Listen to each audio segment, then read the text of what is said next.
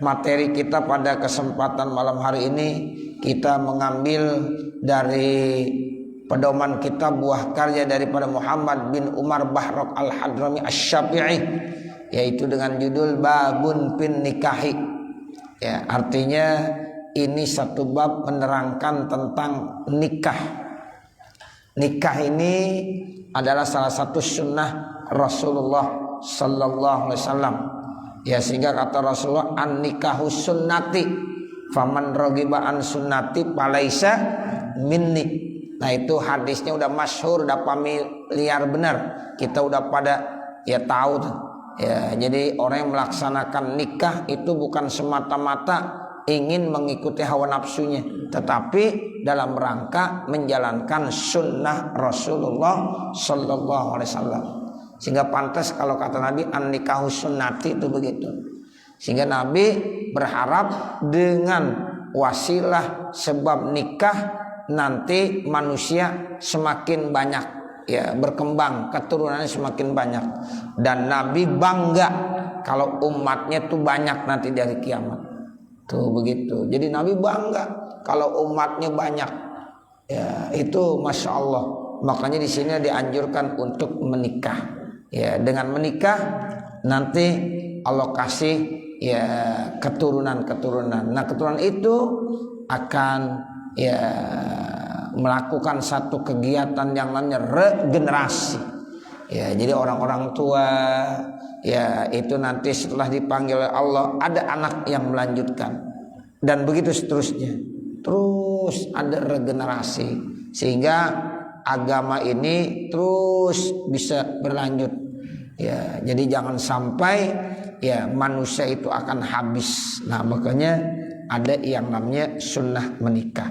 Nah, disinilah yang sedang kita bahas, babun fin nikahi. Ini bab menerangkan tentang nikah. Qala Rasulullah sallallahu alaihi wasallam, Rasulullah sallallahu alaihi wasallam bersabda, ad-dunya mata'un, dunia itu adalah perhiasan, wa khairu mata'iha, dan sebaik-baik perhiasan dunia imra'atun sholihatun, perempuan yang sholihah. Jadi dunia ini barang perhiasan. Makanya orang pada demen sama dunia. Kenapa? Mata itu artinya perhiasan. Siapa sih orang kagak demen sama perhiasan? Ya, kalau dia masih ya dikategorikan normal, ya pasti demen sama perhiasan.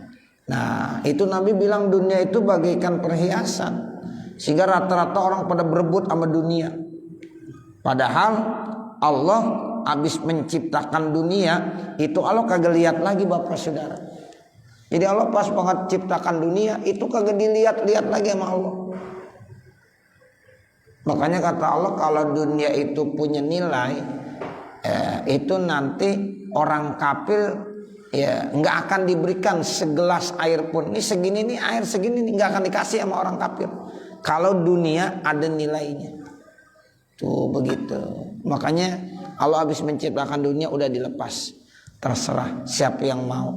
Orang Islam mau, Allah kasih. Orang kafir mau, Allah kasih.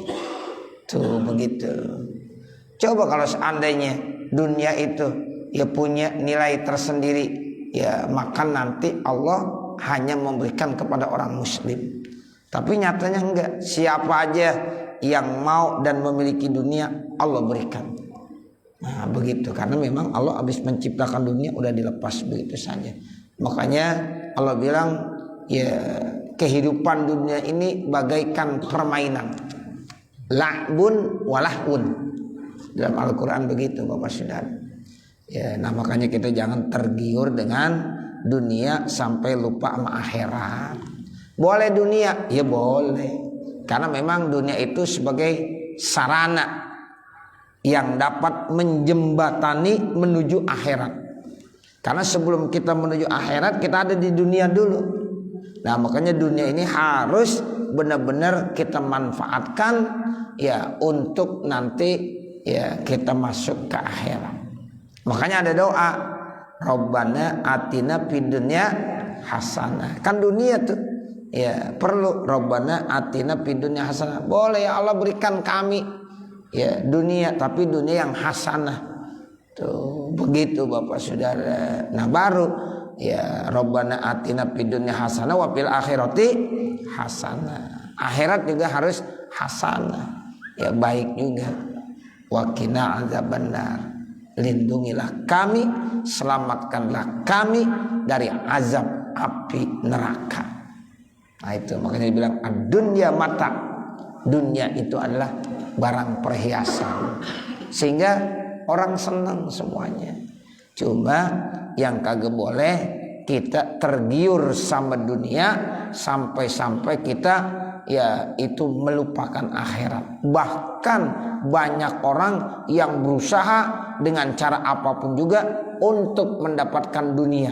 Enggak kenal ini halal, ini haram, ini boleh, ini tidak boleh. Yang penting sikat terus untuk dapat dunia. Nah ini yang kagak boleh. Makanya kita disuruh beragama. Dengan agama ya nanti itu menjadi satu rem untuk kehidupan kita. Itu begitu. Makanya orang kalau nggak ada agamanya, masya Allah repot dah. Dunia apa aja disikat.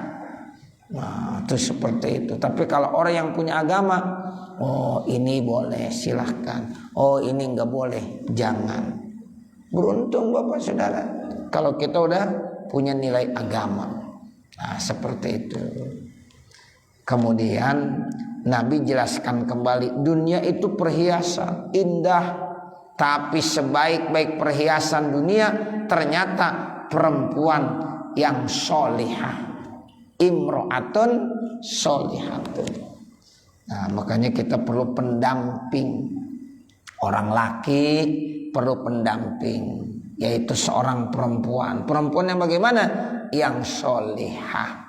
Nah orang kalau sudah memiliki perempuan yang solihah, sama aja dia sudah memiliki perhiasan yang terbaik daripada dunia. Nah begitu Bapak Saudara. Ya makanya alhamdulillah ya Nabi Allah Adam tuh ya hidup di dunia di sorga tanpa didampingi sama ya Siti Hawa, terasa hampa hidupnya. Padahal di sorga apa aja ada.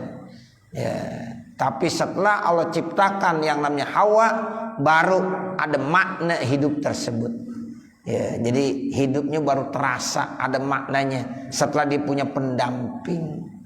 Nah, makanya kita disunahkan untuk menikah. Kalau udah memenuhi persyaratan, menikah. Sudah memenuhi persyaratan, silahkan menikah. Karena memang menikah itu adanya nilainya ibadah. Ya, jadi nilai ibadah. Nah, ketika dia memiliki perempuan yang solihah, berarti dia sudah memiliki perhiasan yang terbaik. Wa khairu mataiha imratun solihatun tu'inu zaujaha alal akhirati. Nah, perempuan yang solihah itu kata Nabi akan membantu suaminya menuju akhirat. Tuh, jadi enak itu. Jadi nanti suami bisa dibantu menuju akhirat ya sama siapa? Sama istrinya yang solihah. Tapi kalau istrinya yang tidak solihah, nah itu yang bahaya. Ya, banyak seorang suami yang bisa ya terjerumus masuk ke dalam neraka itu gara-gara istrinya yang kagak benar. Suami korupsi gara-gara istri. Suami melakukan perbuatan-perbuatan dosa gara-gara istri. Banyak yang begitu. Ya, tapi betapa banyak suami itu bisa masuk surga gara-gara pertolongan ya istri juga. Jadi istri ya bisa mendorong suaminya berbuat baik, bisa juga ya mendorong suaminya berbuat tidak baik. Ya tergantung istrinya. Nah makanya istri yang solihah itulah yang harus dimiliki oleh setiap orang laki-laki. Itu kata Nabi, tu'inu zaujaha alal akhirah. Jadi istri yang solihah itu akan membantu suaminya menuju akhirat. Kemudian Nabi teruskan lagi, miskinun rajulun lam ra'atalahu. Artinya miskinun tuh ya rugi, miskin. Dua kali Nabi bilang, ya miskinun, rugi. Siapa yang rugi? Rajulun, seorang laki-laki, lam ra'atalahu, yang tidak memiliki ya perempuan, enggak punya istri. Tuh, jadi kalau ada orang membujang terus dari mulai usia 20 tahun, 30 tahun, 40 tahun, 50 tahun, 60 tahun, 70 tahun membujang terus, itu dia dikategorikan miskinun. Begitu. Nah, makanya sunnah kita menikah. Jadi kalau seandainya bapak saudara ada yang belum menikah masuk surga, masih rugi juga. Dulu ada tuh cerita, ada orang ya meninggal dunia belum sempat menikah, dia ahli ibadah masuk surga, kemudian ya masih nyesel juga dia, padahal masuk surga masih nyesel. Emang apa?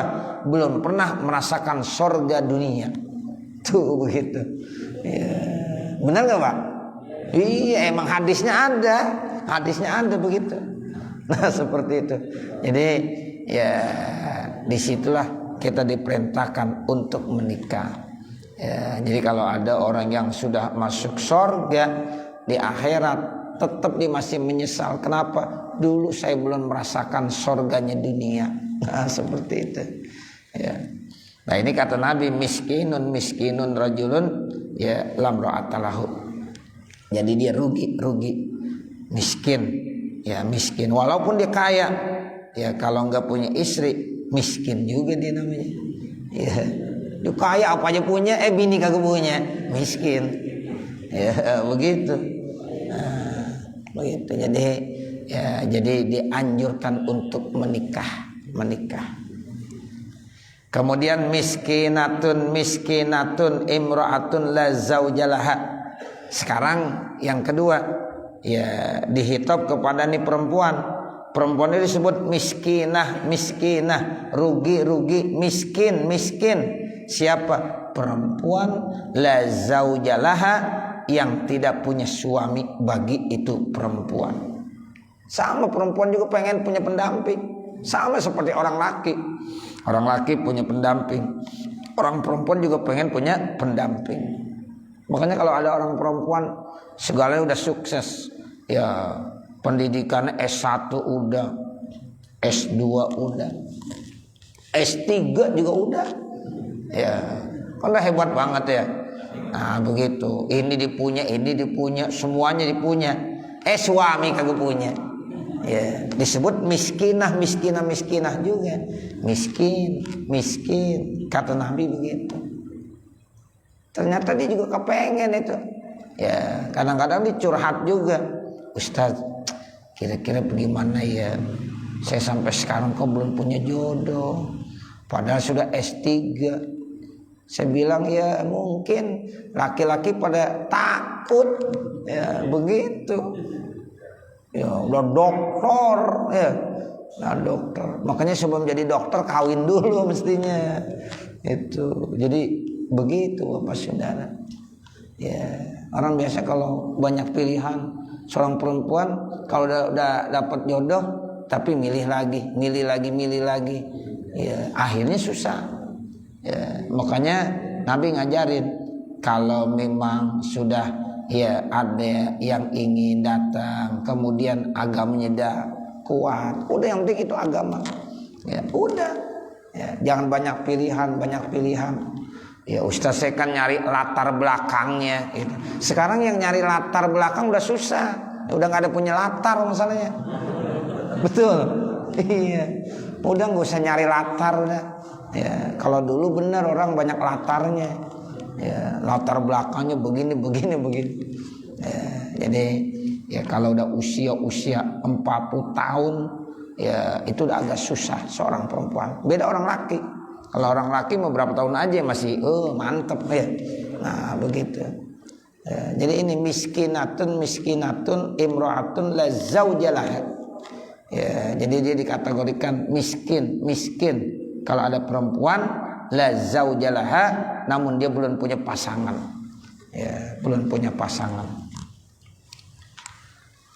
Nah makanya seorang laki-laki itu dianjurkan boleh lebih dari satu gitu. Jadi fankihu ma taubalakum minan nisa'i masna wa sulasa wa ruba. Jadi kalau bapak berani boleh ya. Ya udah satu pengen tambah lagi, Ustaz satu lagi boleh enggak? Boleh. Berani enggak? Begitu aja urusannya. Ya begitu. Kata istrinya, ya Ustaz saya udah suruh apa? Suruh pergi kalau diberani. Nah begitu. Ada yang cerita, Ustaz saya mah kalau suami saya nikah lagi saya sudah suruh. Oh udah disuruh ya. Suruh apa? Suruh pergi dari rumah. Nah begitu. Nah, jadi artinya hukum Allah silakan masna wa sulasa wa ruba. Cuma terkait dengan kita, kalau kita ya mungkin nggak mampu untuk punya ya 2 nanti takut nggak adil, apalagi 3, apalagi 4, ya udah fawahidah cukup 1. Ada yang bilang kata suami 1 aja udah nggak habis, ya alhamdulillah ya itu begitu. Jadi ya dalam ajaran Islam itu kita nggak menyalahkan kalau ada seorang suami memiliki istri lebih dari 1, karena memang ada ayatnya. Fankihu ma taubalakum minan nisa'i masna wa sulasa wa ruba. Nah, seperti itu. Tapi nanti ada ayat yang terakhir. Kalau seandainya kamu takut kagak adil, cukup 1. Nah, seperti itu. Ada orang ya begini Bapak Saudara. Ya dia bilang curhat, kamu tuh hebat banget ya. Kenapa? Karena kalau saya datang ke masjid, kamu udah lebih dulu datang ke masjid. Ya, setiap kali saya datang ke masjid, kamu udah duluan. Rahasianya apa? Ya dibilang begini, gampang ya. Tambahin istri 1 lagi. Oh begitu. Ini istri saya karena ada 2, jadi saya selalu ya lebih awal di masjid. Ya, ternyata ya ketika dia coba-coba belajar begitu, dia nikah lagi, ternyata benar ya, dia lebih dulu di masjid sekarang. Kenapa? Sebab istri yang pertama ngusir dia, istri yang kedua ngusir, jadi dia nggak punya rumah, di masjid tidurnya. Nah begitu. Makanya dia jangan coba-coba lah. Nah begitu. Ini kadang-kadang kita kan udah ya modalnya ya coba-coba, punya uang aja banyakan dikit, pengen kawin lagi. Nah, begitu.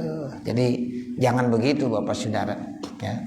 Jadi kita harus lihat nanti ya bagaimana akibatnya, seperti itu.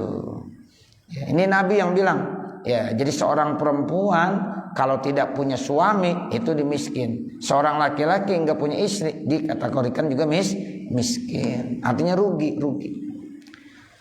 Wa mastapadal mu'minu ba'da taqwallahi khairan min zaujatin sholihatin. Tidak ada yang bisa memberikan kemanfaatan terhadap seorang mukmin setelah takwa yang nilainya lebih bagus kebanding daripada ya istri yang sholihah. Tuh, makanya orang kalau udah menikah itu berarti setengah daripada nilai ketakwaan dia udah dapatkan. Ya seperti itu, setengahnya. Makanya pahalanya nanti gede. Orang belum menikah sama orang udah menikah itu nanti kalau sholat beda pahalanya, di puasa beda pahalanya. Orang yang belum menikah ketika melaksanakan sholat sama yang udah menikah itu beda jauh sekali ya. Nah makanya nanti di antara persyaratan yang baik bagi orang yang imam udah menikah. Sebab orang kalau udah menikah itu biasanya lebih ya terjaga pandangan matanya. Sehingga di dalam ilmu fikih kan begitu Bapak Saudara. Ya yang lebih qori, lebih faqih. Nah dilihat dari istrinya. Ya bahkan terkait dengan istri itu di dalam bab fikih ada. Kalau sama-sama alim, sama-sama faqih, ya dilihat istrinya yang 1, istrinya 1, yang 1 lagi istrinya 2, itu yang 2 suruh jadi imam. Tuh sampai begitu. Sebab orang yang istrinya 2 lebih sabar. Ya, benar nggak? Iya, lebih sabar. Ya. Orang kalau istrinya 2 lebih sabar, 3 lebih sabar lagi. Ya, 4 apalagi. Ya, Masya Allah. itu makanya agama tuh memandangnya seperti itu. Ya, jadi ya orang yang istri udah lebih dari satu berarti kesabarannya lebih teruji lagi. Ya, lebih teruji lagi. Tapi jangan coba-coba Bapak Saudara, ya. Jangan. In amaroha atau athu nih istri yang solehah nih. Istri yang solehah kata Nabi, kalau ya suami memerintahkannya dia senantiasa taat. Tuh, jadi taat. Kalau suami perintahkan dia selalu sami'na wa ata'na. Kami dengar dan kami taat. Wa in nazara ilaiha apabila suami memandangnya sarrathu itu perempuan memberikan kebahagiaan. Tuh, jadi kalau seandainya ya suami memandangnya itu perempuan tuh istrinya akan senang bahagia. Nah, seperti itu. Sebab seorang suami ketika memandang ya wajah istrinya itu dapat pahala. Ya. Bahkan dia ngusap-ngusap tangannya aja gugur itu dosa-dosanya. Ya, makanya Bapak sering-sering ngelus-ngelus istri, tangan istri. Ya, sebab itu dosa kita tuh Pak akan habis. Ya, Allah akan apa kan? Akan hapus.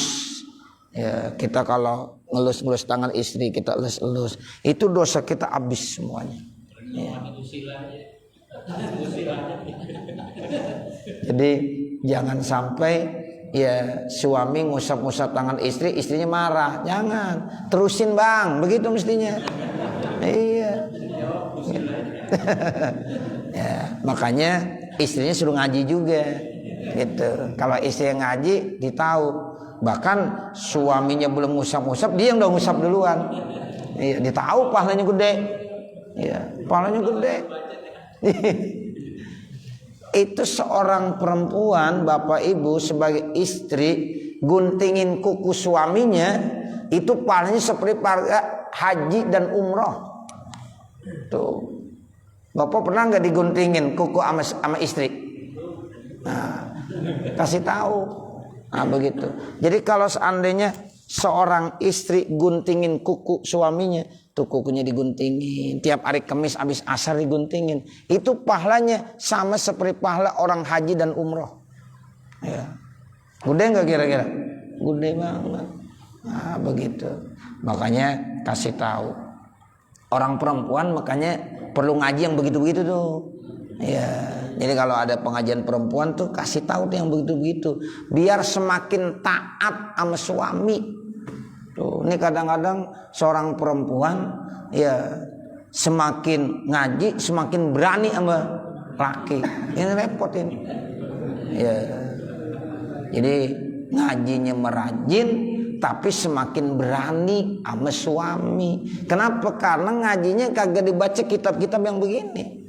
Nah, seperti makanya suruh baca dulu Jen, suruh baca sehingga nanti semakin bertambah ketaatannya tuh suami ya istri. Nah, seperti itu. Ini kan beda sekarang. Bedanya gimana? Suami kalau mau pergi kemana-mana izinnya sama bini. Ya, tuh nggak ada dalilnya. Ya, yang ada bini kalau mau kemana-mana izin sama lakinya. Tuh begitu. Enggak. Ada seseorang kesamper ya dibilang begini, mohon maaf gue kagak diizinin sama bini gue. Ya lu payah banget ya. Masa begitu gue kagak diizinin sama bini gue, lu salah ya. Masa lu minta izin sama bini? Nah, dalam agama tuh nggak ada. Kalau seandainya seorang istri ngomong sama istri itu cuma basa-basi ya, Neng abang mau pergi dulu ya, itu basa-basi, bukan minta izin. Jangan bilang jangan, nggak ada larangan, nggak boleh dia melarang. Ya, oh iya bang, mudah-mudahan biar selamat sampai tujuan. Tuh basa-basi. Tapi kalau seorang istri mau ngaji aja mesti izin mah suami. Ya bang, ya ayah mau ngaji, cium tangan. Tuh begitu. Kalau kata suaminya, lu jangan ngaji dulu. Emang apa? Ini kepala gue puyeng banget, pijetin aja. Nah, udah jangan ngaji, pijetin aja kepala suami. Gedean pahalanya mijetin kepala suami. Tuh, cuma yang begitu kagak diajarin di pengajian. Ya, tuh mestinya diajarin yang begitu. Sehingga istri akan senantiasa taat sama suami. Ini enggak. Kadang-kadang istri mau ngaji, ya merintah suami mulu, bang, ntar cucian tuh, tolong ya kalau hujan. Ya, tuh bang, ya ini banyak banget perintahnya. Lo mau ngaji suaminya diperintah mulu. Nah begitu, jangan, nggak boleh. Ya. Nah jadi yang begitu itu harus dipahami Bapak Saudara. Makanya Uqudul Jan itu mesti dibaca. Ya Uqudul Jan itu mesti dibaca. Ya, jadi artinya seorang istri senantiasa harus taat sama suami. Tuh, harus senantiasa memberikan kegembiraan kepada suami. Tuh, wa in nadzara ilaiha sarrathu. Jadi kalau seandainya suami melihat kepada istrinya, dia harus menampakkan kesenangan, kebahagiaan. Jangan, lu ngapa sih bang ngeliatin gua aja, gua galak amat nih bini. Iya, jangan begitu. Ya, jadi ketika suami memandang istri senyum, itu dosanya gugur semuanya. Ya, nanti banyak Pak, itu ibarat-ibarat kitab yang menjelaskan ya seperti itu banyak sekali. Makanya istri itu paling gampang ya mendapatkan nilai-nilai kebaikan, bahkan paling gampang masuk surga, paling gampang masuk surga. Tapi ya begitu juga paling ya gampang masuk neraka. Itu seperti itu.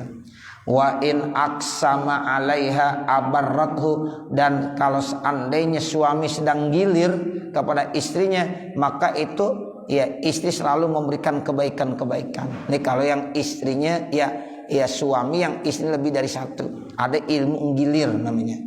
Tapi kalau kita yang punya istri satu, yang gak usah pakai ilmu gilir ya. Nah, begitu.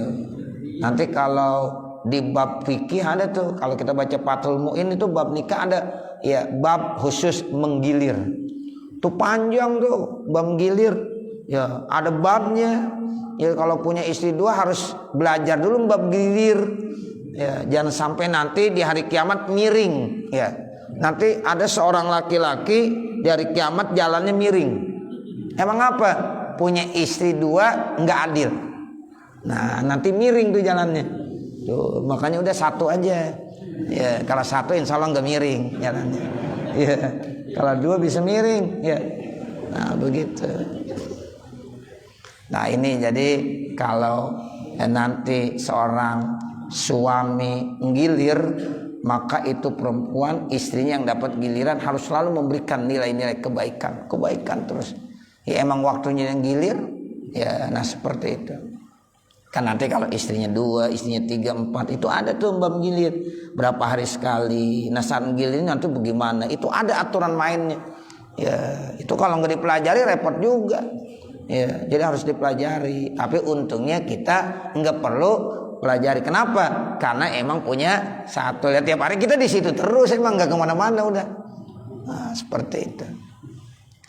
Wa in ghaba anhu nasohathu fi nafsiha wa malihi. Kalau seandainya suami lagi nggak ada, maka itu perempuan senantiasa memberikan nasihat buat dirinya.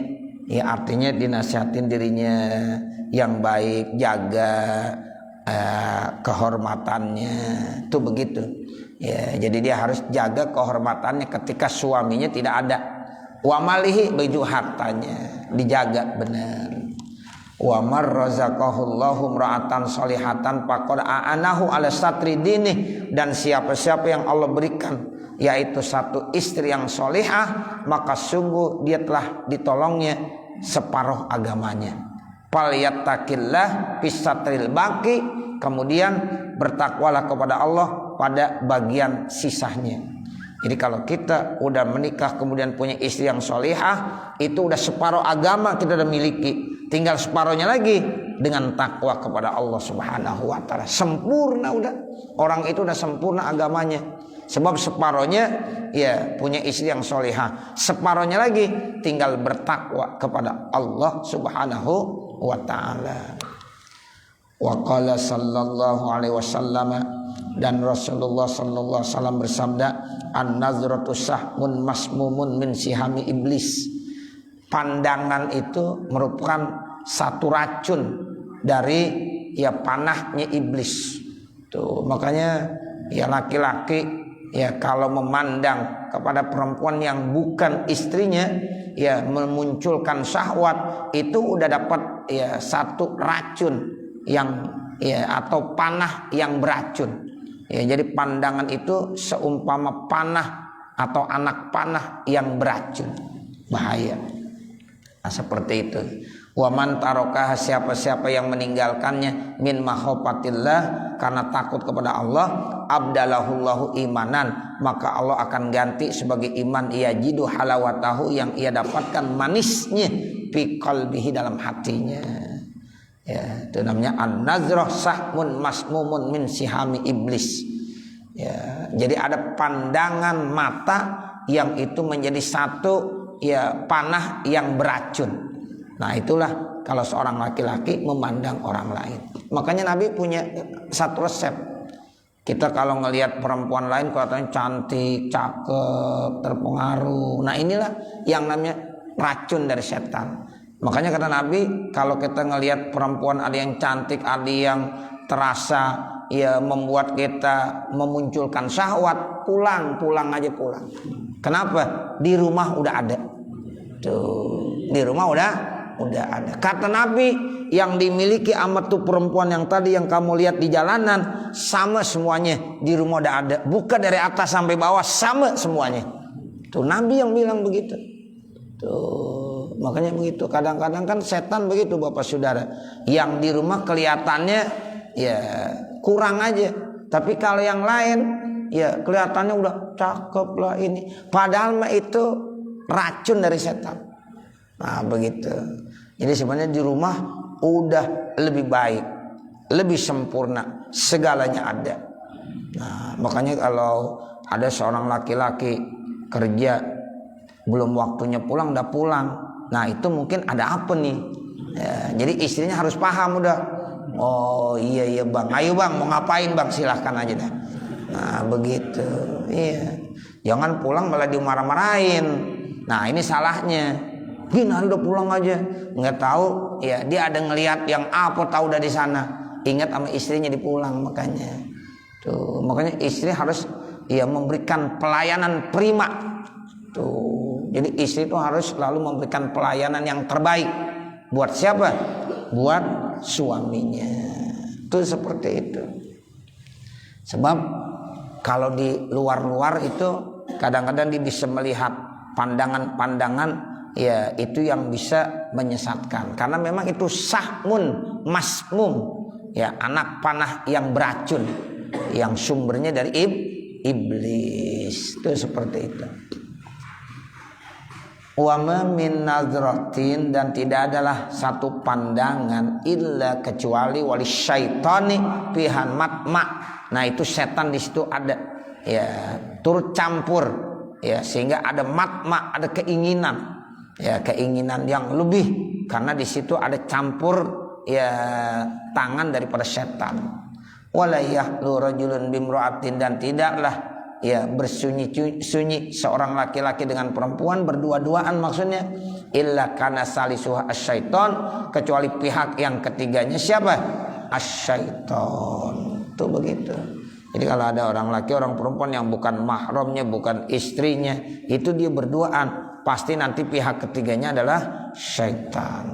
Makanya itu tidak dibolehkan ya, karena itu nanti bisa berbahaya. Nah saya kira sampai sini dulu Bapak Saudara. Nanti baru kita lanjutkan dengan babun fi huquqiz zauji. Mudah-mudahan apa yang kita baca ada manfaatnya. Amin ya rabbal alamin. Wa sallallahu ala sayyidina Muhammadin wa ala alihi wa sahbihi wa sallam. Walhamdulillahi rabbil alamin. Al-Fatihah. A'udzu billahi minasyaitonir rajim. Bismillahirrahmanirrahim. Alhamdulillahi rabbil alamin. Arrahmanir rahim. Maliki yaumiddin. Iyyaka na'budu wa iyyaka nasta'in. Ihdinas siratal mustaqim. Siratal ladzina an'amta 'alaihim ghairil maghdubi 'alaihim waladdallin. Rabbighfirli wa liwalidayya. Amin. Bismillahirrahmanirrahim. Alhamdulillahirabbil alamin. Hamdan yuwafi ni'amahu wa yukafi mazidah. Ya Rabbana lakal hamdu wa lakas syukru kama yanbaghi li jalali wajhikal karim wa li 'azimi sultanik. Allahumma shalli ala sayyidina Muhammad wa ala ali sayyidina Muhammad. Allahumma asrah lana sudurana wa yassir lana umurana warham amwatana washfi mardana waqdi hawaijana wahtim bisolihati a'malana birahmatika ya arhamar rahimin. Rabbana atina fid dunya hasanah wa fil akhirati hasanah wa qina azabannar. Wa sallallahu ala sayyidina Muhammadin wa ala alihi wa sahbihi wa sallam walhamdulillahi rabbil alamin. Wassalamualaikum warahmatullahi wabarakatuh.